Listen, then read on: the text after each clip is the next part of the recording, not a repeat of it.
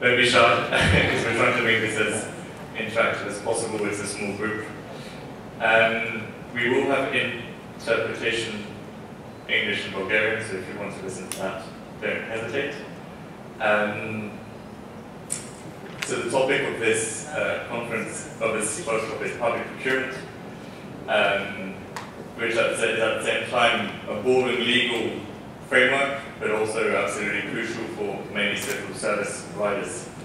And so we're very lucky today that we have the European Commission coming to another country and is willing to speak to you about the European legal framework and how the European Commission see public procurement.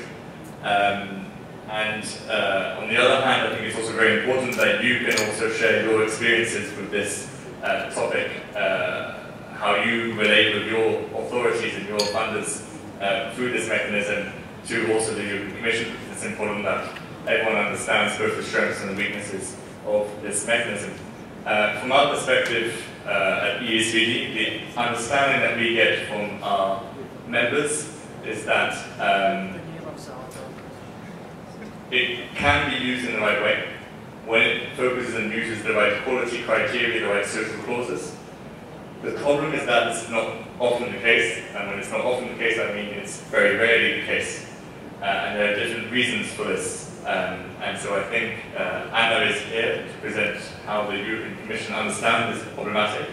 They know about it, and what they're doing to try and change this situation. So Anna will present for 20 minutes.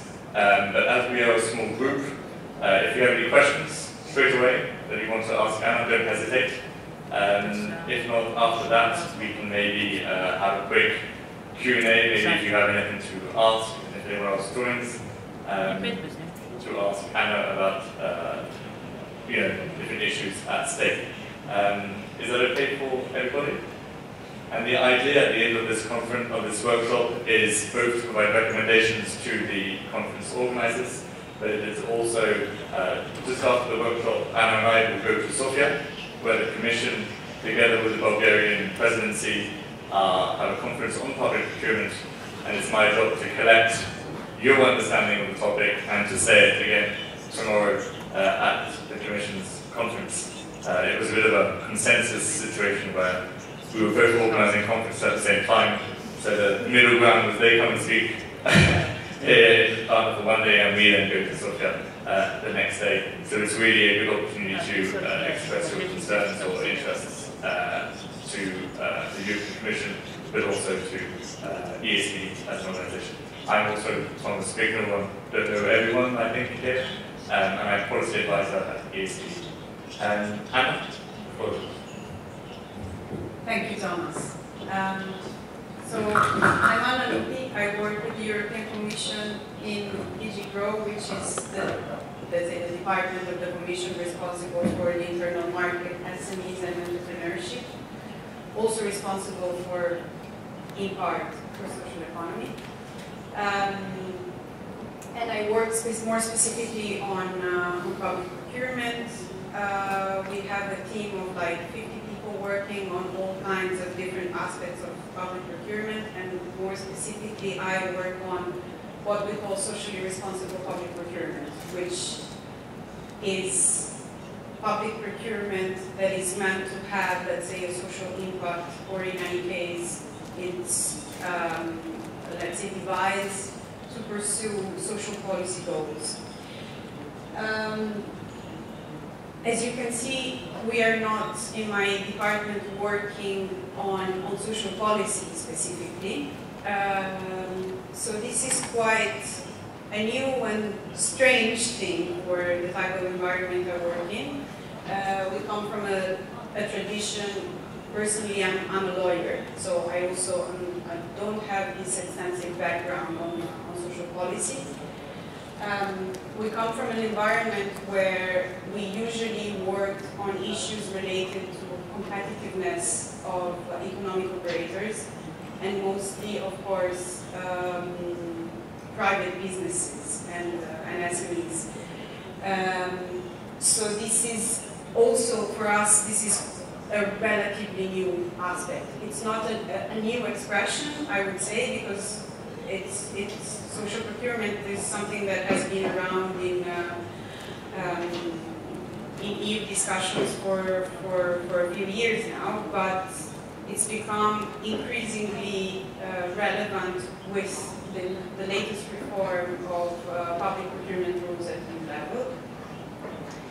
And today I want to talk a little bit about, I want to try to give you an idea of the legal framework, if possible, and of the work that the Commission is doing from a policy point of view, because also we were focusing a lot in the past on enforcement of public procurement rules, but now we've kind of changed approach and we see public procurement more as a tool, as an instrument, which can be used to drive forward other policy objectives. So it's not something that public authorities should use only to, let's say, make up for the urgency of purchasing something, but use it in a strategic way to let's say, drive forward their policies. So in the field of EU legislation, we have 3 public procurement directives. We used to have 2 for a long time. Now we have the 3rd one, which is on concessions, but basically all 3 of them, they include provisions that allow public authorities for some flexibility to integrate social considerations in public tenders. And probably the most relevant one, because it's really the one which sets the basic rules on procurement, is the first one, Directive 24 of 2014. These rules have been adopted at EU level in 2014. They have been by now transposed into national legislation in most of the member states. We've had some difficulty sort of chasing around member states to persuade them to transpose these rules, but by now most of the work has been done. Now it's a question also of monitoring how these rules have been translated into national legislation, of course. And essentially, the idea of public procurement, well, the background that we have, as I was saying, was focusing more on competitiveness, but also competition, and ensuring fair competition for the development of the single market. So that was the very first objective, because we've had EU public procurement directives since the 1970s, and this is, you know, the very first idea based on which the first rules were developed. But then throughout the years, and especially in the last 2 reforms, 2 other emerging ideas that relate to the use of public procurement have precisely emerged. And so, on the one hand, there's the idea that you also have to set rules and set policies at EU level in order to enable public buyers to make the most efficient and effective use of public procurement, which doesn't mean necessarily that they have to save as much money as possible with public procurement. The concept of efficient use of public procurement is not purely a financial concept, but goes very well beyond. So you might argue that you want to, let's say, satisfy your citizens' needs through public procurement, and that entails, of course, social considerations, but also environmental considerations, possibly. But also you want to precisely enable public buyers to use public procurement as an instrument to support their policies. And so you don't just buy something for the sake of buying, but you buy something which has a positive impact depending on what is your policy in a certain field. So under the latest rules of 2014, the purpose of the EU legislator was to try to achieve 4 objectives. First of all, to ensure that whenever a public procurement is executed, existing legal obligations in the field, for example, of labor law or social law are complied, that the new rules support public authorities who want to introduce social considerations in their tenders, facilitating social inclusion through public procurement, and also establish a new regime for certain services which are considered to be more of national rather than international and cross-border relevance. And so to, let's say, facilitate the procurement of these services and simplify it.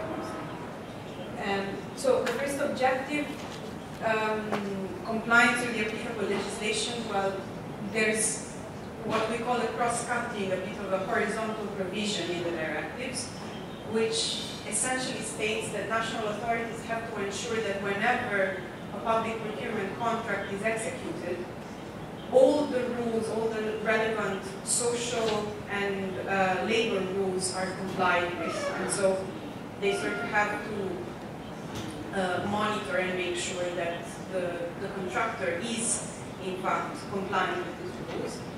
It's kind of a general clause, and it's general because, of course, there are a wide variety of social and labor systems across the EU. So the idea was to have something which could be adapted to the national situation and to leave, let's say, national authorities the flexibility to decide how they want to ensure compliance, how they want to enforce this type of obligations, etc. And of course, this has consequences. The fact that you are, in a way, compelled to ensure compliance with these rules has consequences in the procedure, in the sense that you can, as a public authority, exclude a tender which does not comply with these rules.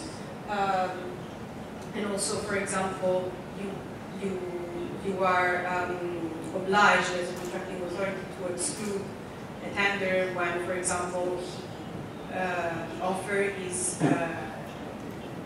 is made up of such a low price that it cannot possibly, let's say, comply with these rules. The other objective is to support the use of quality criteria, and more specifically in this case of what we call social criteria, throughout the whole procurement procedure. And here I've listed the most relevant steps of the procurement procedure, which I'm not sure everyone is familiar with because it's quite a technical topic. But basically, just to simplify, technical specifications are basically the description of what is being purchased through the procurement. Contract performance clauses should tell the tender how to execute the contract, what kind of behavior he should implement when executing the contract. And award criteria are essential in order to evaluate an offer and give it points so that contracting authorities can decide who wins the procedure. And of course, there are a set of novelties that were introduced by the 2015 rules. Of course, you always have to set up one of these requirements, bearing in mind that it has to bear a link with the subject matter of the contract, which means essentially that whatever kind of criterion or requirements you put in the tender has to be related to what is being purchased. So you cannot require, for example, a contractor who is performing a contract remotely from a different member state. Let's say, for example, an IT service. You cannot require him to to move to another member state or to provide the service in person. You may also include now factors which are related to the process of production or provision of the services, which translates quite practically, for example, into requiring the contractor to train the staff which will perform the contract. So they will have, for example, they will be aware of the needs of the users, of health and security issues, or you might even require the contractor to hire staff which is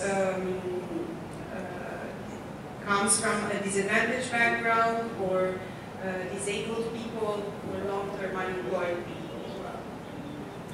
And of course, now you can also use label requirements. So, for example, you can require in a contract for catering services that a certain percentage of the food that the contractor is supposed to provide is fair trade, or it's organic, for example. And also there's an obligation to use accessibility requirements when setting technical specifications. So when you describe the object of the contract, you have to make sure that if the contract is intended for use by people, that at least you mention some accessibility characteristics of the subject matter. And actually, there's EU legislation, there's a proposal of the Commission which is being discussed at EU level in order to set some accessibility standards at European level.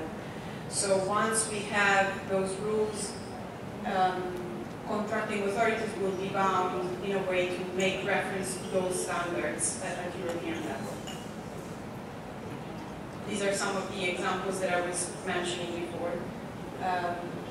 So for example, accessibility requirements when you're describing the object of the contract, award criteria when you're deciding on which basis you want to award the contract to a contractor. You may decide that, for example, you want to award more points to a contractor that ensures you that he will hire disabled people, or that he will personalize the service in a certain way. And contract performance conditions, for example, you may want the staff that is involved in the provision of the social service to be trained in order to respond to the needs of the recipients of the service. There's also a possibility under the directives to reserve contracts, which means that doesn't really mean that you award the contract to a certain type of or to a certain operator, but rather that you restrict the pool of competitors only to undertakings which have a certain type of characteristics. In this case, in particular, it's sheltered workshops, but not only sheltered workshops. It's actually a bit more extensive, the definition of the directive. You can also include in that, for example, economic operators which have as their main aim the social or the professional integration of people. And of course, who have at least 30% of the staff hired among disabled or disadvantaged people. And in this case, really, contracting authorities can decide to use this procurement technique for any type of contract. So, of course, there will be certain types of services or supplies which are a bit more easy to tender out this way, and others which are very difficult. Like it's very difficult probably to launch a reserved contract for the construction of a hospital center, but maybe for a contract for catering services or for social services, for these kind of things, it's a bit more feasible. And finally, the directive also includes provisions that must be applied to a certain list of services, which include also welfare services, services for disabled people, some cultural and educational services.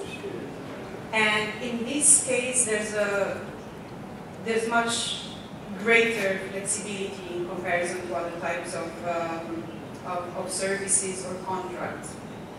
Because first of all, there's a higher threshold. A threshold is what we use to determine what is the value of the contract, let's say, and if a contract is above the EU thresholds, then you have to apply EU rules.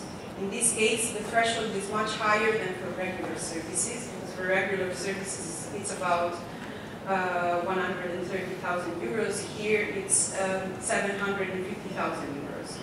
So above those thresholds, you apply EU rules, but even EU rules in this case are very simplified. You only have to advertise the beginning and the end of the procedure.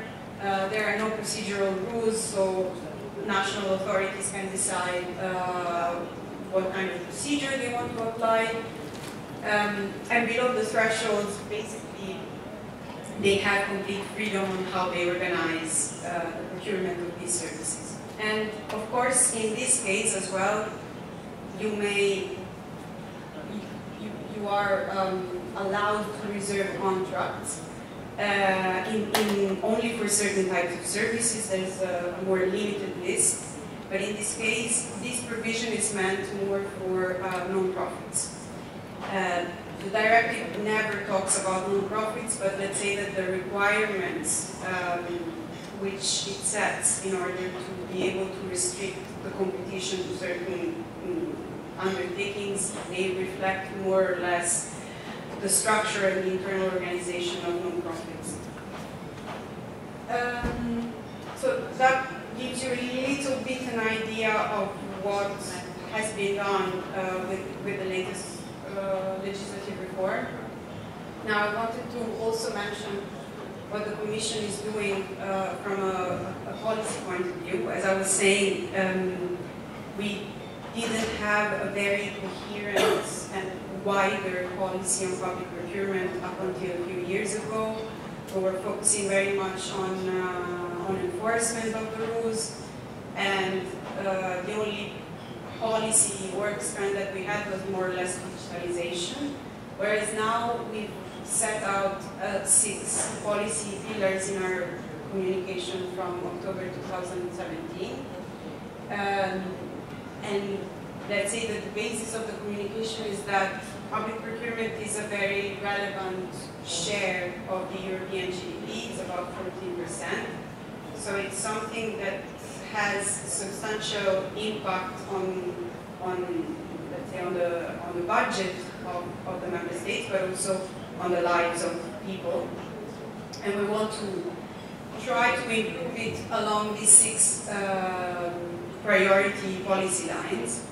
And the way we intend to do it is to create a partnership with other, not just with the member states or with the national authorities, but also possibly with civil society, with businesses, NGOs, and social economy.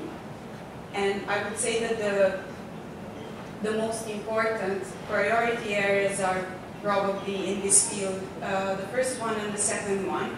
So the idea to boost what we call strategic procurement, so a strategic use of procurement to foster other policy goals, among which social,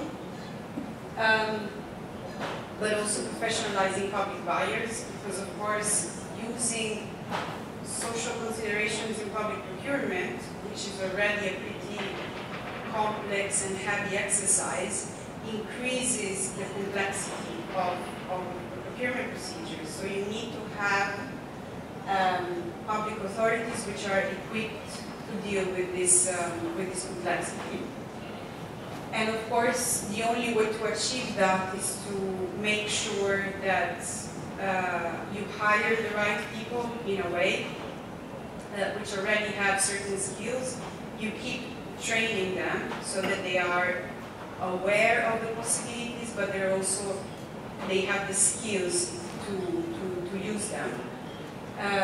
And also that you give them support, because, for example, the smaller contracting authorities, they will probably never be able to carry out certain procedures on their own and using only their means, but they will probably need support at a higher level. For example, like a help desk, which is the simplest way to provide support, or also routines that have been approved by staff which is more experienced with public procurement. Very quickly on the actions that we plan to carry out specifically on social public procurement. We have 3 main projects. One is to go down to the ground in 15 member states. And basically the idea is to raise awareness on the possibilities offered by the new legislation, possibly in the national context. So we will be talking about something that the contracting authorities can actually relate to, because they usually don't apply EU rules, they apply, of course, national rules. The target will be mainly, of course, the public authorities, but also there will be a strong social economy angle, because we also want to make them understand that opening up participation to public procurement for the social economy might be beneficial for the outcome of these tendering procedures. Secondly, we plan on updating a guide that exists, but is quite old now, on socially responsible public procurement. We've had a consultation on the possible scope and structure of the guide earlier this year. We had quite a lot of responses, and they were quite positive, most of them. So we will probably start working on the update in the next few months. And also a bit later on, we will collect good practices from Europe, just to not only have an idea of what is going on the ground, but also with the objective of disseminating them to sort of provide an inspiration for other public authorities on how to do social procurement. And we will probably also, we will want to find a good dissemination strategy for the good practices for sure, but for also the rest of the work that we do on social procurement, precisely because as Commission we are usually interacting more with the national authorities, but the authorities who actually need to learn about this topic are usually the local authorities. So we need to find a way, let's say, to reach them, and it's not always obvious. So thank you very much, and I'm happy to discuss with you. Thank you very much, Anna, for that. I think very clear message from the Commission that when public procurement rules are implemented and the processes are put in place, that quality is an absolutely crucial aspect of any procurement, and therefore we try to encourage that use through different mechanisms. Maybe before opening up to the 3 or 4 people, I would have a few questions, if that's okay. Maybe if you could go back to the last slide. Oh, okay. No, I don't know. This one, yes, perfect. The workshops, of course, our members are working at a national level, and I wonder if you could tell us a bit of a deadline on how to get involved, when these would take place, and also how you plan to involve the ESB in attending these workshops. So we got a contractor to help us with the organization of these workshops, and of course we did it through public procurement. So we drafted the tender in order to get a contractor who was already, first of all, involved with social economy at a certain level, and that who knew how to, let's say, publicize these events at national level, or could rely on national organizations to do so. Of course, we are always open to suggestions if you feel like there's a member of one of your organizations who want to participate to one of these events. We are happy to flag that to the contractor. Pay attention, because every workshop will be in the local language, so that might be a barrier sometimes, but it depends. If they're from that country, I think. Yeah. And on the guidance and socially responsible public procurement process, which we've already, I guess we were one, or actually 2 or 3 of the contributions. Maybe you could let us know what you plan to do, which chapters, what areas you plan to focus on, because socially responsible public procurement is quite broad. But also how, what we would see is of course, it should be quite in-depth. You know, I think this is all good, but it's not just a communication problem in terms of, it's actually the practical knowledge of how to put it in place. So will you plan to integrate both good practices, but also the bad practices which we made today and in the past have shared with you? Is that something that you plan to you know, how in-depth do you plan to focus on?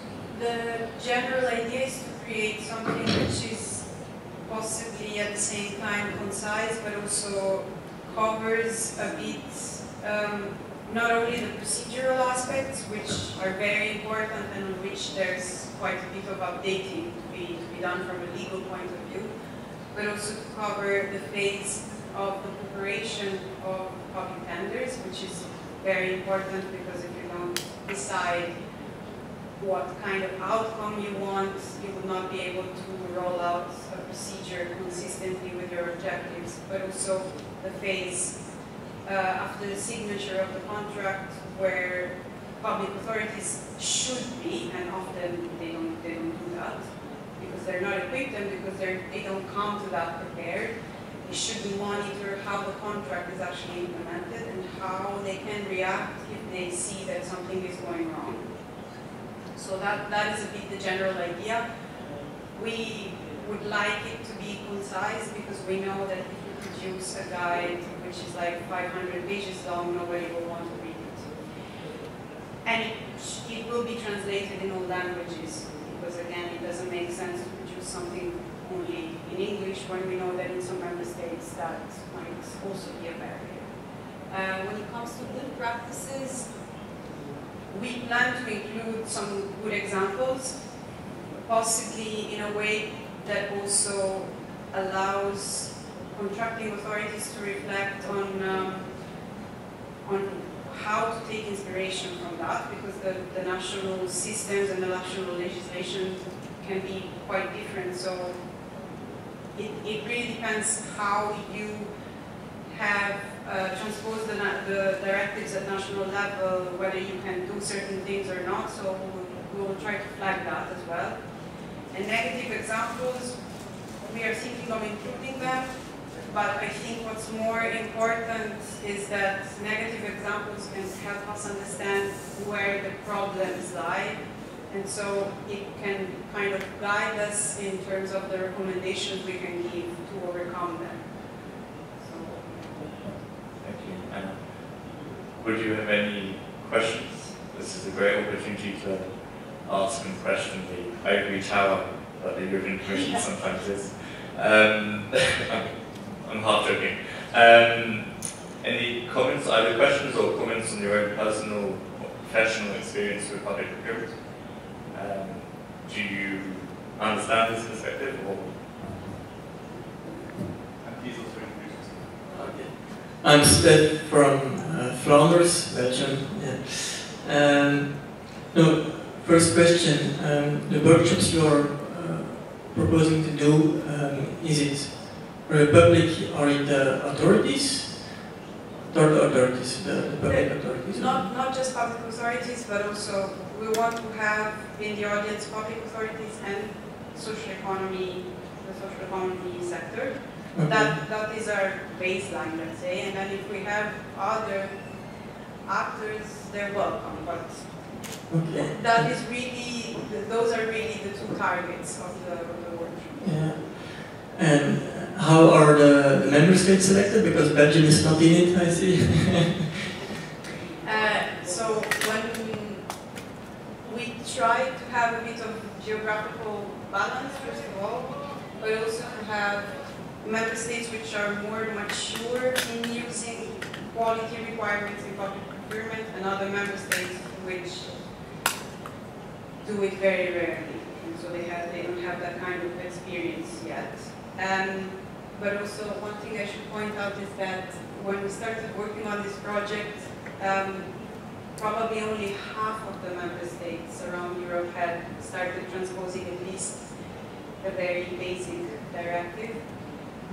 So that posed a problem as well, because we by the time we start rolling out these workshops, we wanted to have a little bit of experience with the new rules at national level. So that's why the member states who have transposed later on, in some cases, even though they might be very relevant from a social economy point of view, they're not included. Spain, Finland, they have the same problem. So that's why. But you might want to participate in the Netherlands. Yeah, for you it would be no problem. Yeah, okay. And how can we get a date by SBE, the workshop, the real workshop events? We will be in touch. Sure it happens as well. Yeah. There should have been the quality criteria in the public Okay. You're really looking forward to the good practices and the dissemination, because also in Belgium, I think there is quite some room for improvement regarding public procurement. I'm working for the umbrella federation of previously called shop workshops, now customized work companies, and we have only, I think, not even 1% of our economic commercial deals are by public procurement. So it's almost always done by procurement with the private sector and not with the public sector. And when we ask to the public procurement authorities what is our real number of contracts or the value of the contracts, they didn't know. So I know it's a question for you. You said you're a lawyer. But it would be maybe a good idea to monitor what is the effect in each country of what you're proposing today. We are very interested in that. And if we can then prove that, for example, in Belgium or in other countries, the result is very bad. It can be a signal, and also lobbies for my organization towards the Flemish and federal government, to say to them, look, you are not the best field in Europe, not at all. And therefore my question to you or to your department, is there a possibility to do also a monitoring of the results of the laws you're introducing? This is something that we're trying to do, because the member states are required under European rules to report on their procurement activities every 3 years. So the thing is that they don't have the obligation to report precisely on what they do on social procurement. And social procurement is, of course, optional. So that is a bit the problem we're having. We've drafted a template for them to complete to make their life easier, and that included questions also on social procurement. We've had, first of all, not all member states replied, so not all of them report even on the basics of general public procurement, but especially not all of them are keen to provide data on how they deal with social procurement. And I suspect that in most member states, actually, they don't have the data because they don't collect it, which is a big problem. And I mean, I'm not judging, I'm no one to judge the member states because I don't think the Commission is doing that either, to be honest. But it is, data are a problem, and measuring the impact is also a problem, and it would be something which would help our policy work, because it would be great if we could come with proof that having these type of tenders is better than buying based on the lowest price, for example. But it's very hard to do, and for many reasons. I mean, it's difficult to set indicators, but the very first issue is precisely that we don't have the data at national level. There are only few member states at European level who collect that data in a consistent way, and but they collect it also based on different types of indicators. So sometimes it's also difficult, even if you have a small pool of data, to analyze them, because there's no consistency sometimes. So yeah, that's a very interesting question. I think we're doing a little bit of work on access to data on public procurement, collection of the data on public procurement, but we are just, starting to scratch the surface, really. Because I don't think interpretation is needed. Is there a, if it's okay, is there a, because you don't always need data. I mean, data is the endpoint, but if data doesn't exist, asking if they have some sort of strategy or policy in place in that regard, and I think you would get quite quickly a very quick answer. That was one of the questions, actually, that is one of the because questions. we knew that some of these member states had difficulties collecting the data, and they would never be able to show anything concretely us, at least they have a strategy. It's when something is optional, it's much more difficult to be, to demand that they give you some feedback. So because a good law is a good starting point, but if you don't apply law, yeah, there's nothing. Would anyone else like to speak, or no? Another question? Thanks. Thank you for that. I think I have a few questions. The Commission, do they lead by example in socially responsible public procurement? Does the Commission subcontract some of their services to social enterprises? I spend a lot of time in the EU portal. I would be surprised, but is there an effort in that regard? Okay, the diplomatic answer is that we do in some cases. We're probably a bit more advanced on green public procurement, unsurprisingly, because it's also a bit more measurable, it's a bit more objective, so it's, in general, that makes things easier for us as a contracting authority. There are some departments of the Commission, for example, the JRC, they're quite good at that. Others, not so much. Research, yeah. But others are not so good, and especially where you should be a little bit more attentive, like, for example, cleaning services. In DG Grow, we've been trying very hard to bring everybody to the table and discuss the topic. It's not always easy with the DGs who organize procurement for the Commission.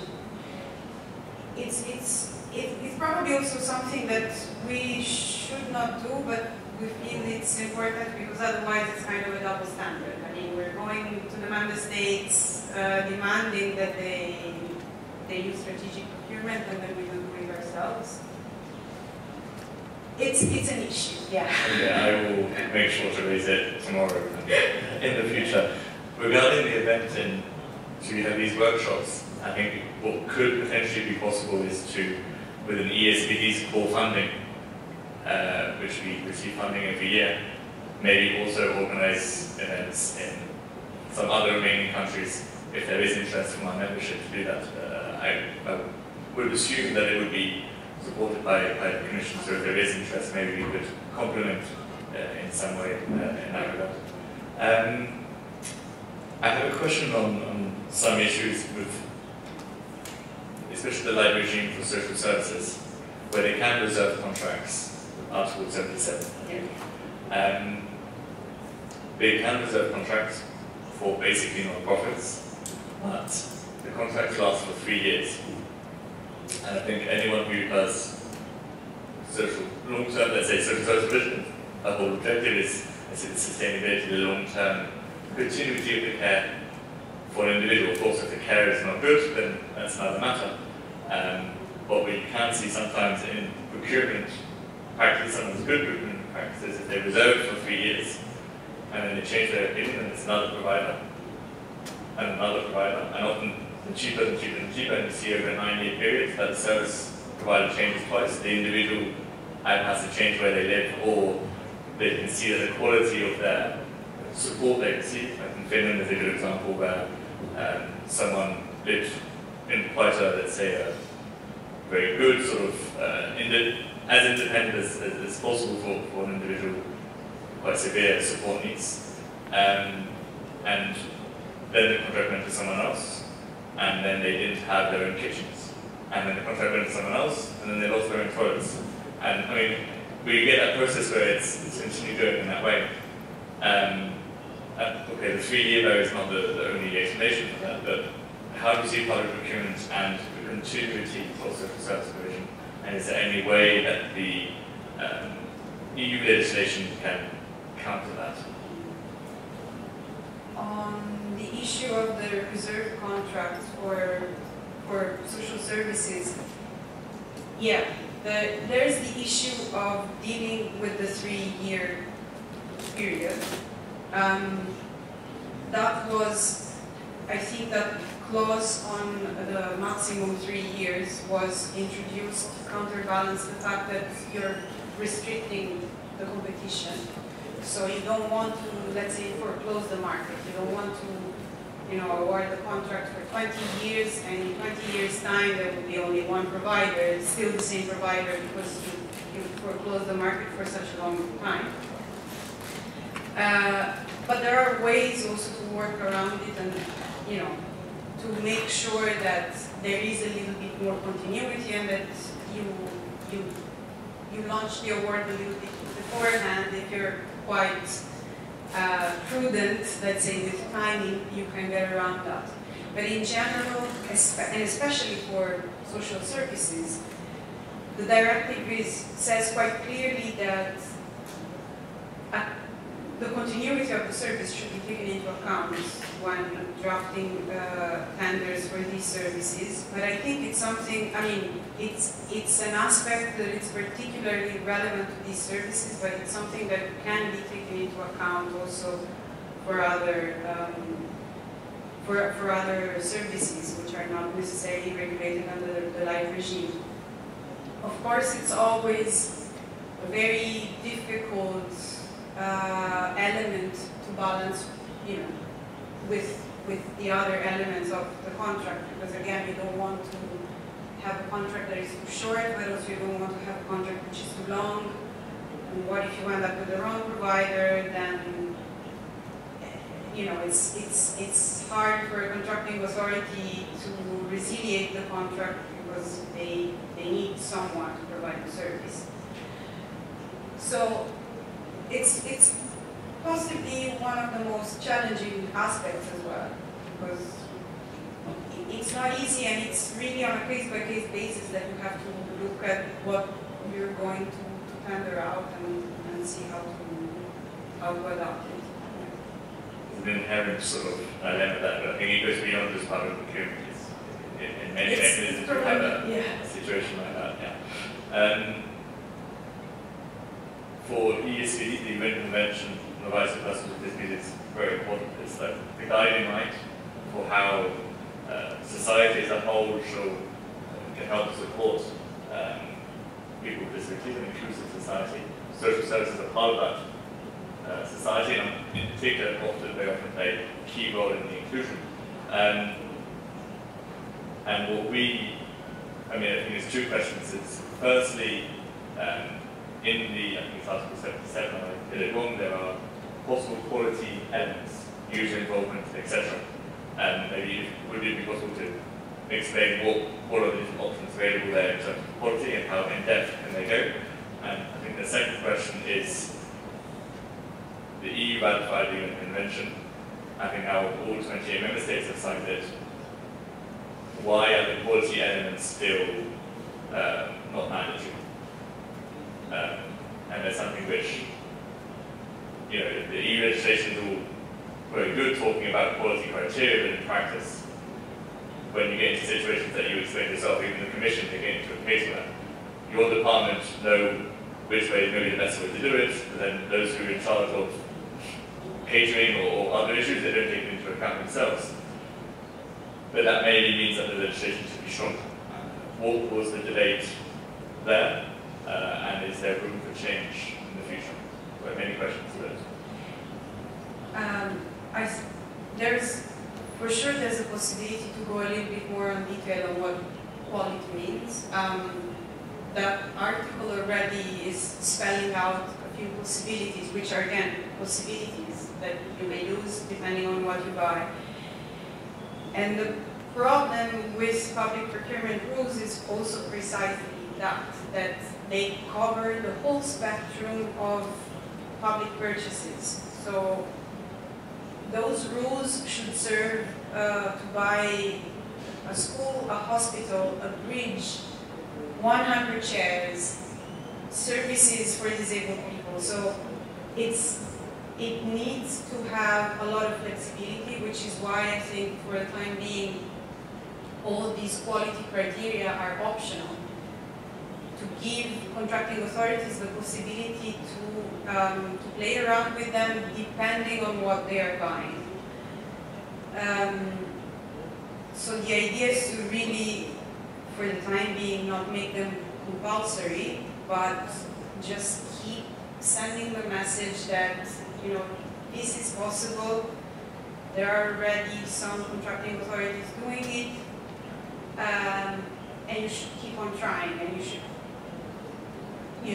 keep on using these criteria. When it comes to the UN Convention, it's actually mentioned in the directives.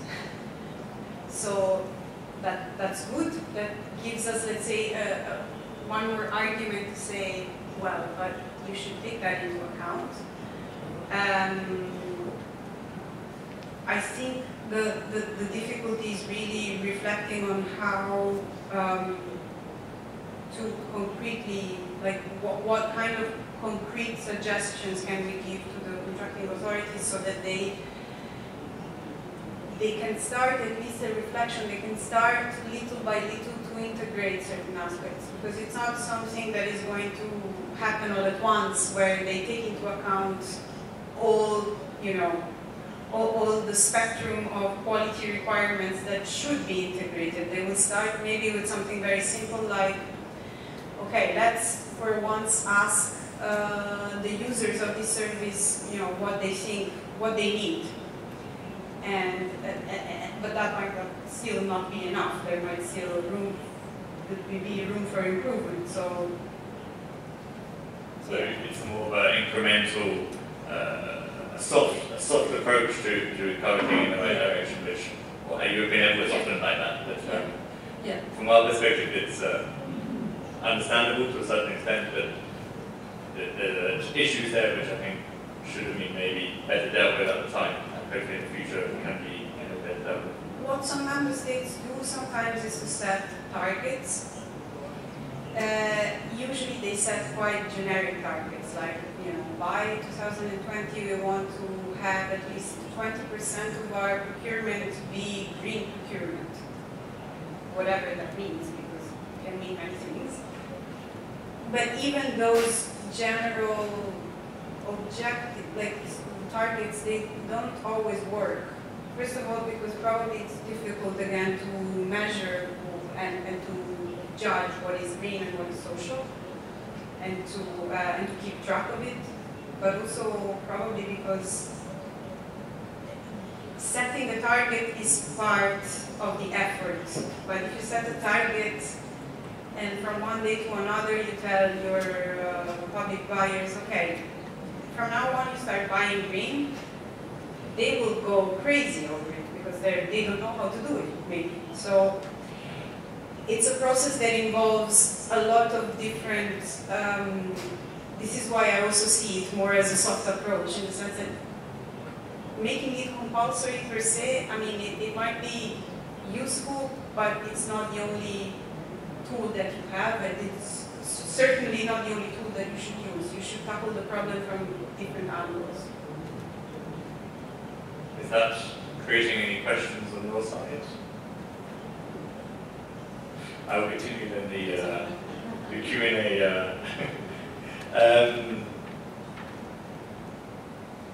I understand the perspective, but what I also feel to a certain extent, I think it's reflected here. Not that I want to undermine, you're doing the best that you can, that's quite clear. But it doesn't appear, it appears as if the European Commission understands some of the weaknesses of public procurement, in particular in our field.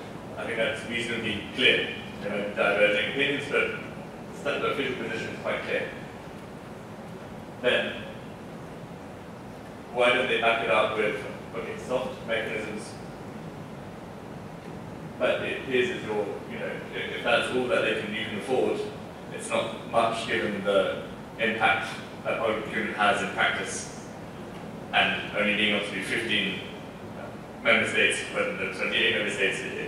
Would it help to have, you can't say, but do you feel that you're limited potentially also because of budgetary issues? Would it help if we could recommend to the Commission, if you want to implement and practice your things, both in terms of training, staff, of course you can't replace the competence of member states, but 28 workshops, maybe every year, maybe not as an ad hoc, or having an additional fund that can allow you to push it a bit further.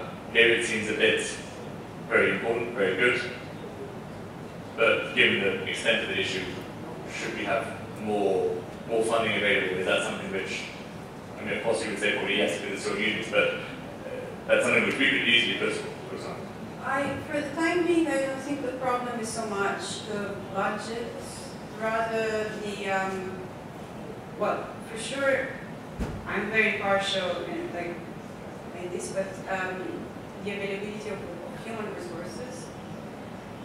And it's probably also an issue partly of the Commission still thinking of its policies a bit in a silos.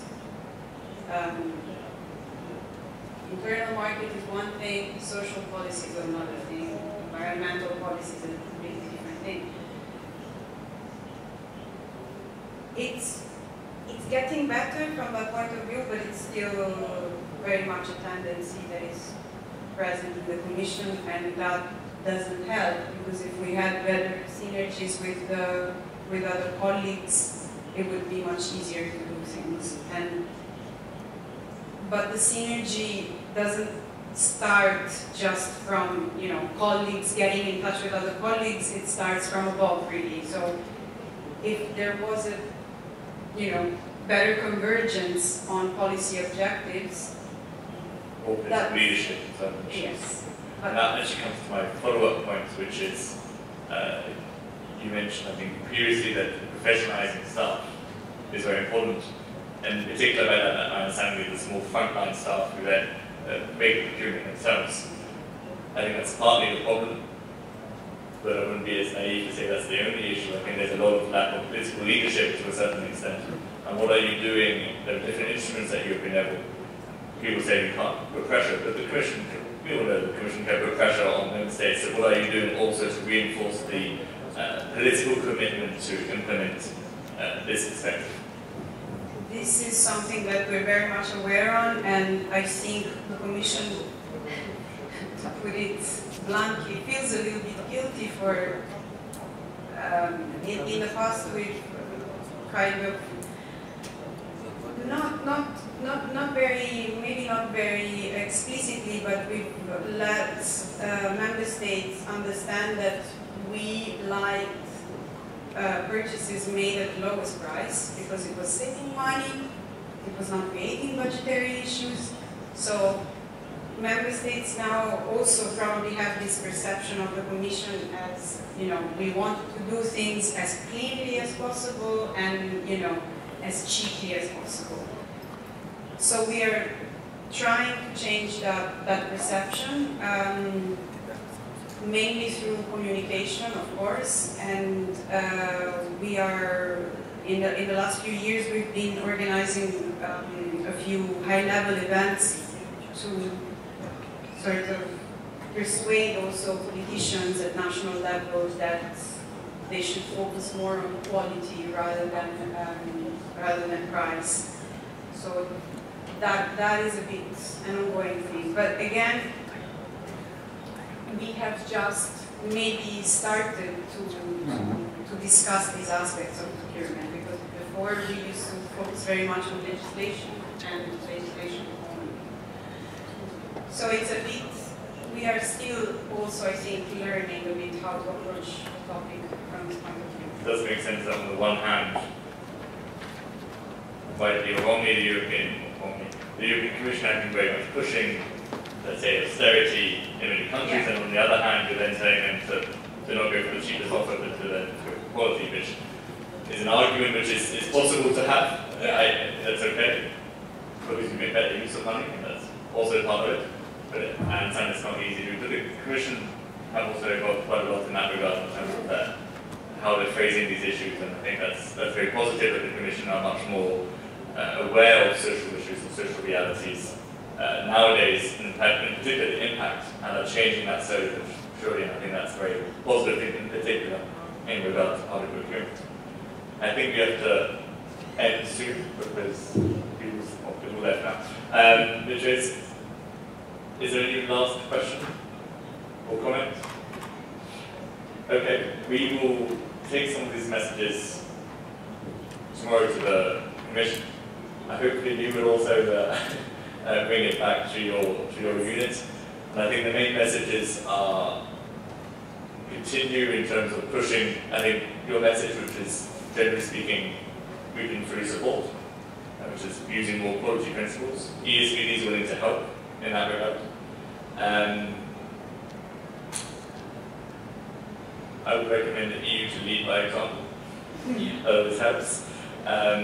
More data, more analysis of establishing goals, monitoring those goals, and then also maybe assessing best practices, which is partly doing maybe better monitoring or assessment of the impact of what's happening right now, and also pushing in the right area. I think that would be very, very important.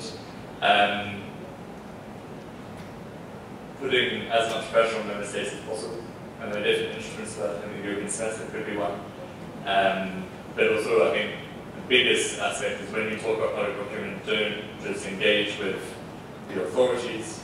They have one particular perspective which is extremely important, but actually the impact of it happens will always be on the beneficiaries and people who actually have to provide the care, the support, the employment, the work opportunities for people. So thank you for joining us here. Thank you very much. And we hope we can continue in the future.